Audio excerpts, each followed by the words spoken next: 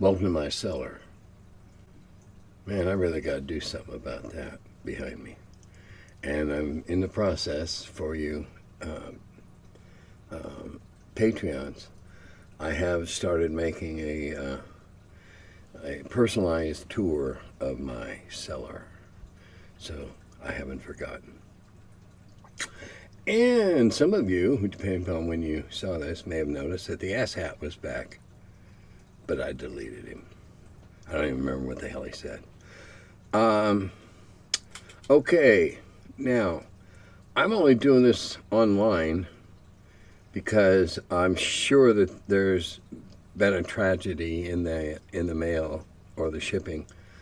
I have not yet to receive your copy of Lost Adventures. Purchased last November. Is anyone else? Yes, they've all gone out. I recommend that you send an email to Wizard Tower Games to Don and tell him Tim sent you, because I know they've been shipped out. So we'll clear it up ASAP. Thanks for touching on the race's class dilemma. Although I kind of like the limitation in a sense, I was really quite confused by the ruling when I first came across it. On DMs forcing players to go by their stats, I experienced the opposite situation from your example, where a high intelligence PC, intelligence 14, was being played as a thicko, stupid. He kept trying to kidnap friendly NPCs for no reason. I brought up the intelligence score to the player in front of the DM, but everyone else but me was about 14 years old, talking about chaotic minds. It was fun, but a little frustrating. Well, at the DM, you know, you're in the hands of the DM. I was going to say at the mercy of. That it shouldn't always be true. And if they're going to allow that, playing dumb, playing down below stats, then, I really find that quite puzzling, because I've almost always had to tell people, no, you're not smart enough or agile enough, or something of that nature, warning them that it's going to be a slim chance in hell, and not gone the other way. But you're supposed to be role playing, and if you don't play the role, why are you there? Ask this person in your group that. What's up with the stupid kidnapping crap? Has he got some secret agenda from the DM? I don't know. That could happen. We used to have crap like that going on in various campaigns. Could be. Question. Swamps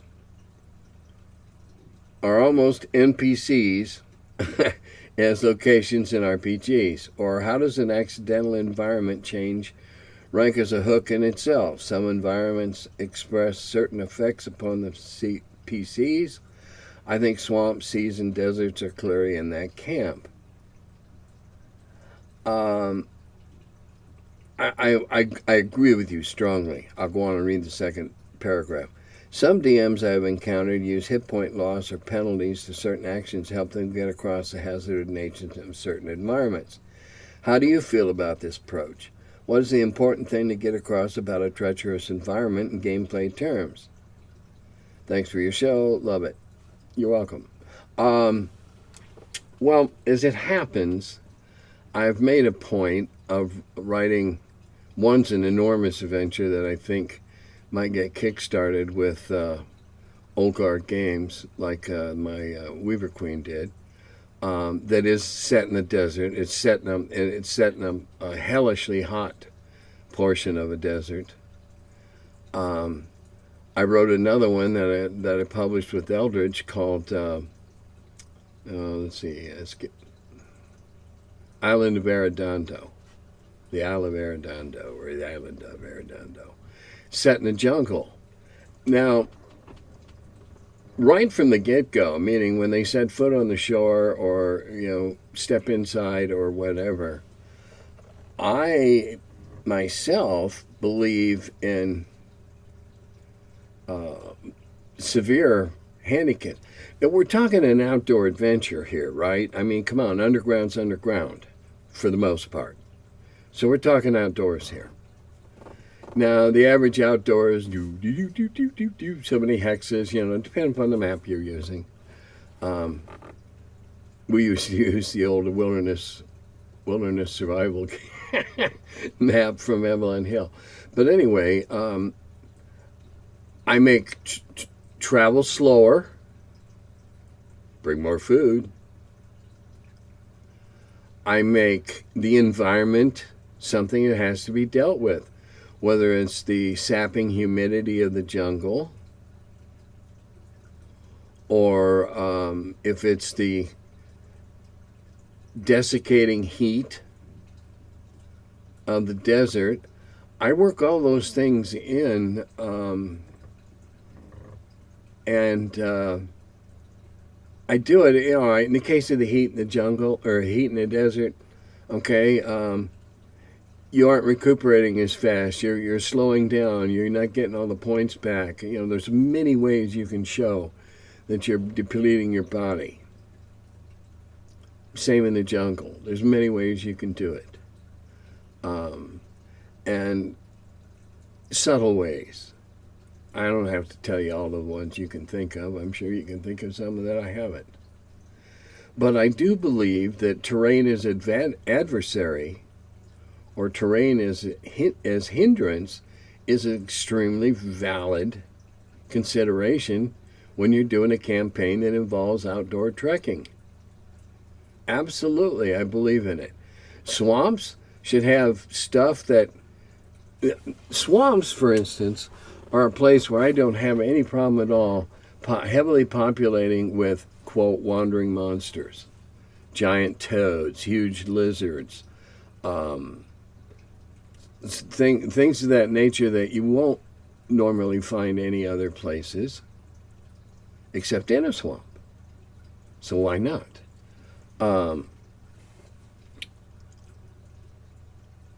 Jungles, same way.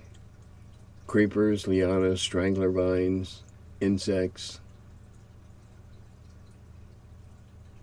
Let's face it, when you're just across the countryside of England on a quest, you don't have to deal with malarial mosquitoes and poisonous snakes, and and a lot of us play in a rather idealized environment, and that's okay because it's what we're comfortable in.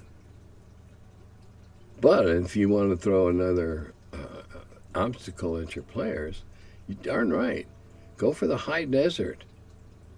Hotter than hell during the day, icy cold at night, wind. Oh yeah. Oh yeah. They, all right, what are the shifts, whatever, okay. And as each one wakes up, don't really feel as good as you normally would. And so those kind of things you can throw in. But I definitely believe that terrain should be a factor. And certainly something that the player character should have to consider. I wrote one that may or may not get published formally by Wizard Tower. We'll see. It's rather far down the line, where they have to go someplace where the weather's completely out of whack. Now, there's a magical mystery tour type reason for it, but they have to deal with extremely heavy rains and mud and mires and bogs and, bowstrings that stretch and stuff like that. Certainly. Weather and environment, you bet.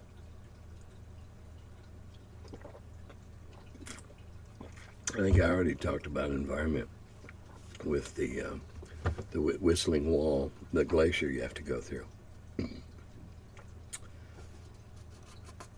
That's how I would do it anyway.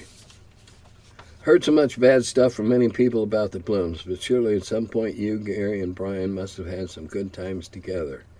Boy, ever since I read this, I've been thinking about it. Could you share some of the good times you had together in the old days? I'm younger than you, 48, and I'm from Sweden, so I don't have much context. To be completely honest, socially, I had little to nothing to do with Brian. Now, distance was a thing. He lived in Lake Geneva. I lived in Delavan, 11 miles away. I had a young child, so I didn't have great groups over at night during the week. When I went to play in a big game, I went over there, and not all that often because I worked days. My wife worked second shift, and for childcare reasons and whatever. So I didn't socialize a lot with Brian. I didn't have occasion to. Oh, I had fun times with him, like when I'd come up with something that would absolutely stymie him in his development of the gangster game. I don't remember what it came out as, but I would come up with stuff that would just absolutely stymie whatever idea he had, and it was all historical, real stuff, like the thing with lining your panel trucks with old Chicago phone books, and they stop a lot of bullets. And that one, he had to chew on that one for several weeks. And I enjoyed the time that we were playing Boot Hill, and I shot and killed him, and he was stunned. He couldn't believe it had happened to him. But it did, dice. I didn't socialize with him much. I dealt with him for, working hours during the day. We were sociable. Hey, how you doing? What's up? Not even very much of that. More often, okay, hey, Brian. And then once they moved hobbies out of the great building, I didn't see him at all because he was down in the hotel. So, sorry. I can't think. And when it comes to his brother, Kevin never showed up for anything, never played anything, and was born without a sense of irony or humor. Probably why he became a lawyer. So I've heard. I remember one of your past videos where you mentioned an RPG tome of folklore that someone had authored. For the life of me, I can't find the video and don't remember the name of the book. Do you recall? No, I'm sorry. I don't. Without a little more context to go, this is my 329th video. So, and I've read a whole buttload of books, and I'm sorry, I can't give you any more of that without some context. I don't remember what caused me to cite it.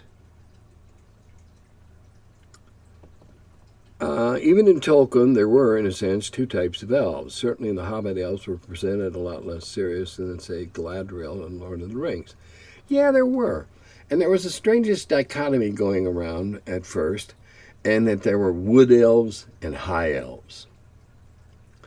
And Ralph Partha contributed to that in a way when they came out with their Varangian Guard. They were incredibly ornate, and I think they had an elf too, or not Varangian Guard. What am I? No, that was in Constantinople. It was I don't know. I think they had the tree on their shields.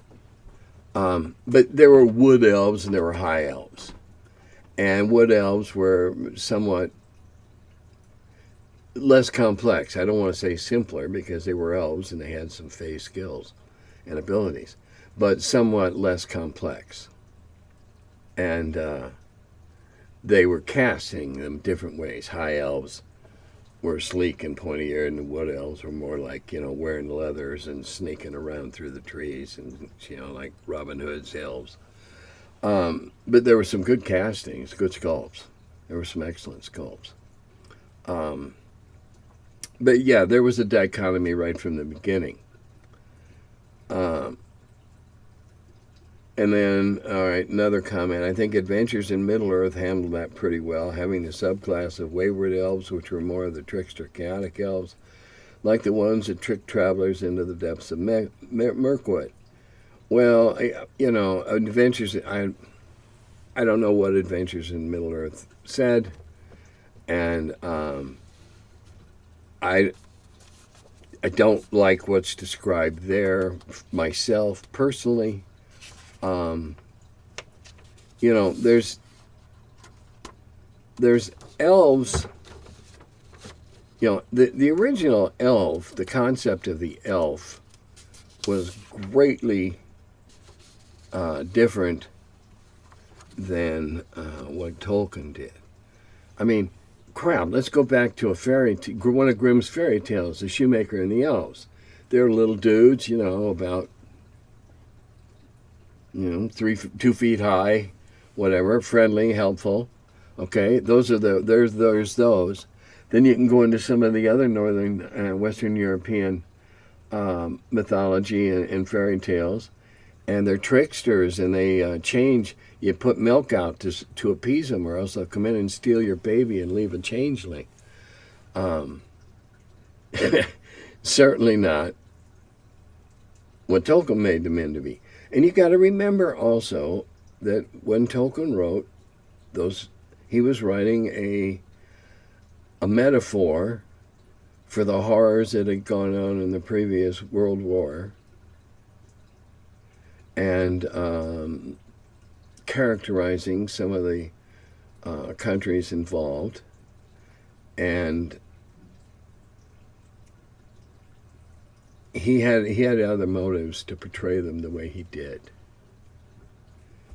I think looking at it in that way, that Tolkien would have liked for the High Elves, Galadriel, all those dudes, to end up running the show benevolently, and everybody's having a good time and eating apple strudel. But we all know that wouldn't happen anyway. On racist class, I remember reading an early zine interview with Gary where Gary explained the logic. Maybe it was in Europa or Alarms and Excursion, I'll have to look. We all know Gary was humanocentric. He wanted players to play humans. However, in this interview, he explained players who didn't roll good ability scores could play a dwarf, an elf, or a hobbit. They would have special abilities, infravision, special bonuses to hit, etc. To make up for not having decent scores for experience point bonuses. Well, what I do remember, this is supposed to let a player run a viable character until, of course, they hit those level limits. Of course, this reasoning didn't reach the wider D&D audience. You mean, quote, "You mean as an elf I get to play as a fighter and a magic user? Yay!" Okay, I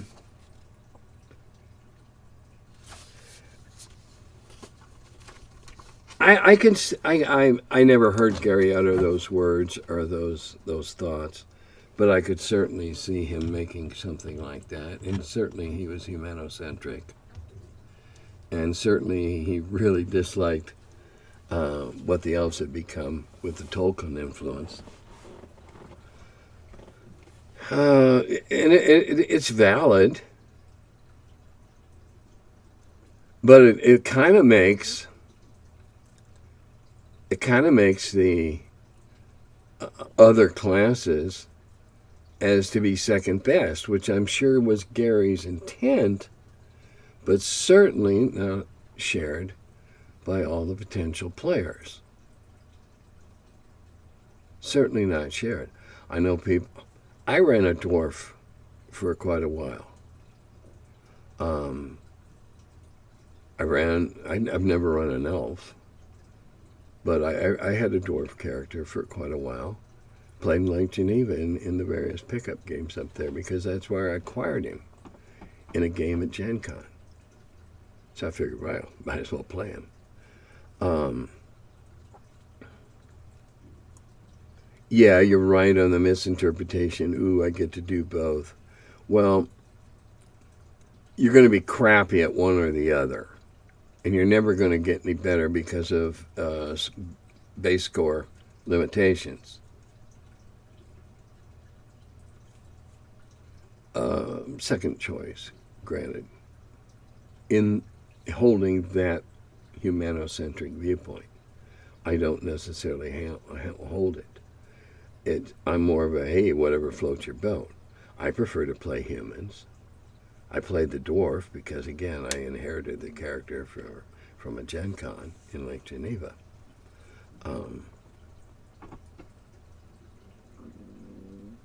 I guess that's all I can say.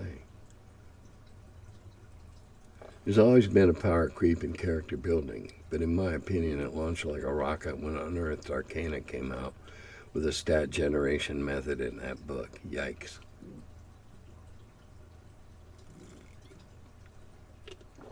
I mean no disrespect to Gary, but at this point, when this came out, I think he was under pressure to produce product and decided to throw out chum to the sharks and say, okay, here. I don't have much respect for Unearthed Arcana.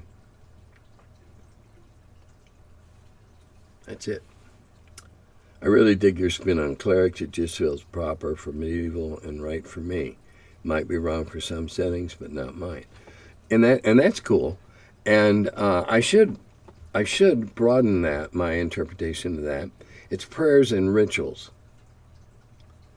I mean, you can have light the candle, say the prayer, poof on the powder. That's not a spell. That's a ritual.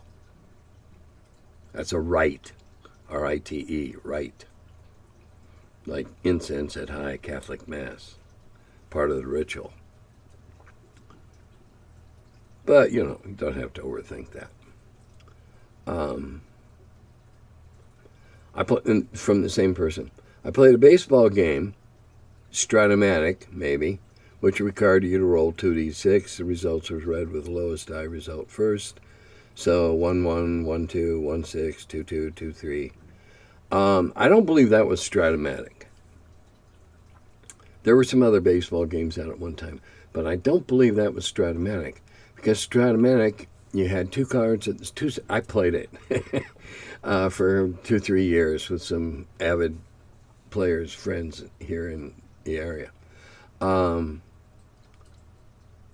You played on, you had two sides of the card, whether you're facing left or right-handed pitching, and there were d6s used, but I don't remember the 1-1, 1-2, 1-3 thing. It might have been though, come to think of it, because 1, 2, 3 it's on my card, 4, 5, 6 it's on yours. That might have been it. It wasn't so much the way the progression worked as the way they assigned it.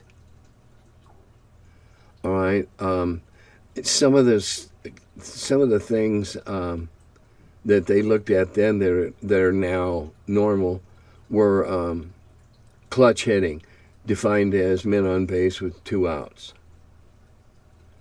and or men in scoring position with 2 outs. That's it, clutch hitting. And there were some baseball players back when I was playing the game, and a lot of them, you probably, unless you're a baseball fan, wouldn't remember, but their cards had them as being very, very good clutch hitters. And they were in real life. And so when you got a clutch hitter come up, all of a sudden you shifted a column or, I don't know, something.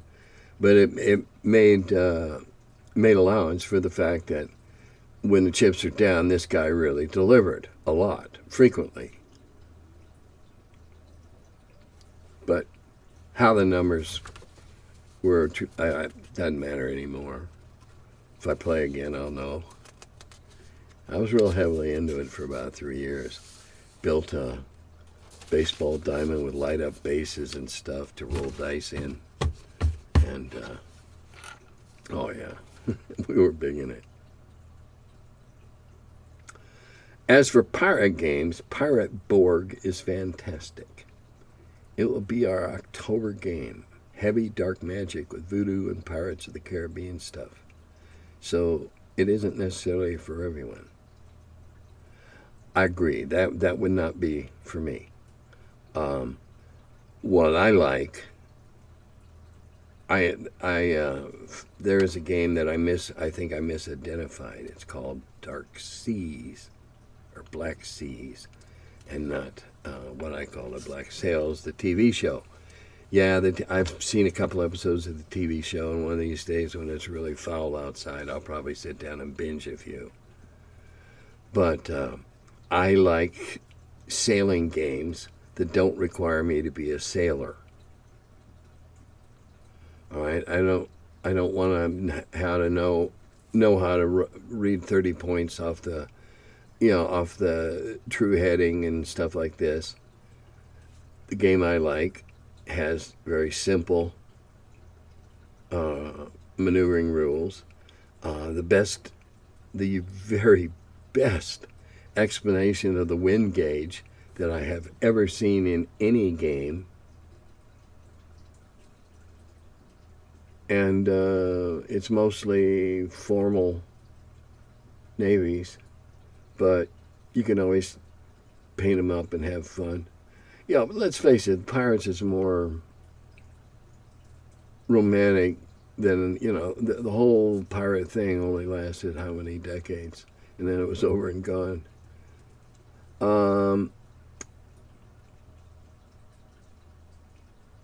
And let's see. Pirate Borg is the best incarnation of the Morkborg rules so far, and I'm a huge Cyborg fan as well. And that's another good point. You can really play Morkborg with just the Pirate Borg rules. You really don't need both. Yeah, and I'm vaguely familiar with Morkborg. I believe it's a pretty loosey-goosey, out there, have a good time, post-apocalyptic horror show. And that's fine. I'll play in something like Mutant Crawl Classic once in a while with my friend, at a convention, something like that. I do it. But it's not anything I'd want to run. But that's just me. But yeah, I've heard about Morkborg. What an interesting name. I think about 2 TV shows, Mork and Mindy and Star Trek and the Borg. God help us if Mork was in the collective. In regards to stats, our DM allows for our choice of rolling methods from AD&D First Edition. So naturally, most people choose Method 1 or Method 3. As a result, we end up with some pretty high stats on some characters. These are also all rolled in front of the DM. So far as I know, there are no shenanigans. In fact, my main character that was rolled up in front of the entire group ended up with psionics, which has been an interesting experience for us. Yes, when you delve into that level of the game, that little layer, yes, it can be quite interesting. Love them or hate them, they've both been a blessing and a curse for our group. If it wasn't for the roughly 80% death rate of our characters, you might think our game was overpowered. I personally have lost about 12 characters in the span of 2 years, some as high as level 6. Well, good for you. The fact that you're still doing it, you're having fun, you're not having a mental breakdown when you lose a guy. Okay, shit, I'll start another one. What I did in Carbondale after we'd gotten going and we started, we would occasion a death, I generally let them roll an average die. When everybody else is at 6 and 7 and 8, I let them roll an average die. And if they were lucky, they got a 5 and came back as a 5th level. But they never came back as a 1. And hardly ever as a 2, So I like to keep the party. I don't want everybody to have a good time, and I don't want anybody to feel like they're somebody's little 3-year-old brother with a snotty nose just being drugged along and whatever. Okay, this is from my producer. Yeah. I remember on one of our road trips that I once shared that back in the day, none of us had read Tolkien yet, and we always played elves in D&D as Elric.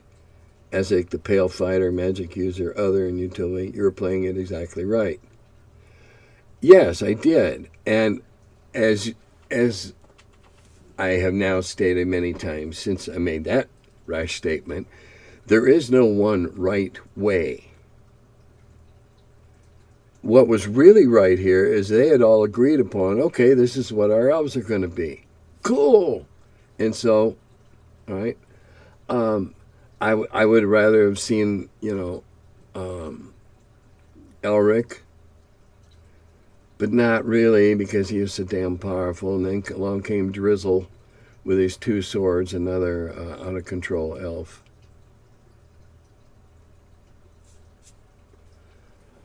But yeah, there's no wrong way. And however your group enjoys it and has always played it is exactly right, because it's what you guys came up with, what your group came up with, what you share. It's perfect. And somebody thanked him for all the work and says that he loves Mimcraw Classic. It always felt to me like Tolkien Elves and The Hobbit, book more than movie, were different creatures anyway. They were singing to the dwarves to taunt them and drunken and silly. They harassed the dwarves and would have left them in jail but for Frodo and his magic ring. Off the top of the head, I don't even remember if the immortal aspect had even been created yet. To me, Tolkien himself evolved his elves. They were also elves that sided with or were seduced by the original Dark Lord to form the orcs, depending upon the theory. Some that killed other elves during rebellion, even in Valinor, etc. So even the high elves that we see in The Lord of the Ring are just the structured part of the community. Undoubtedly the rebels were sent elsewhere or forced to fend on themselves in the wild. Yeah, okay, and this is the last comment on the evening. Elves, I mean, if you go online and look up, anything concerning elves, elves are a race very similar to humans is the first thing you see. Okay, that's what elves are today. Okay. One other thing they are today, absent in any game I run. But hey, that's just me, my opinion. And let's see, on that note, I'll say do-da-da-go-be.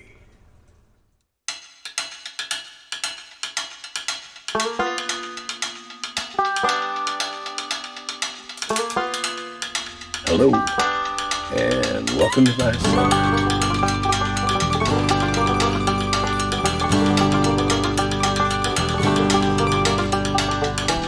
The Curmudgeon who wrote about the dungeons. Now he's the feller, live from the cellar. Talks about D&D and old school RPGs. Still quite a feller, the Curmudgeon in the cellar. Last man around when them rates went down. Calling Gary in that Lake Geneva town. Hey Gary, it's an awful mess. Let me edit, we'll have success. D&D and Dragon Magazine. He's the Curmudgeon who wrote about the dungeons. Now he's the feller, live from the cellar. Talks about D&D and old school RPGs, but he's still quite the feller, the Curmudgeon in the cellar.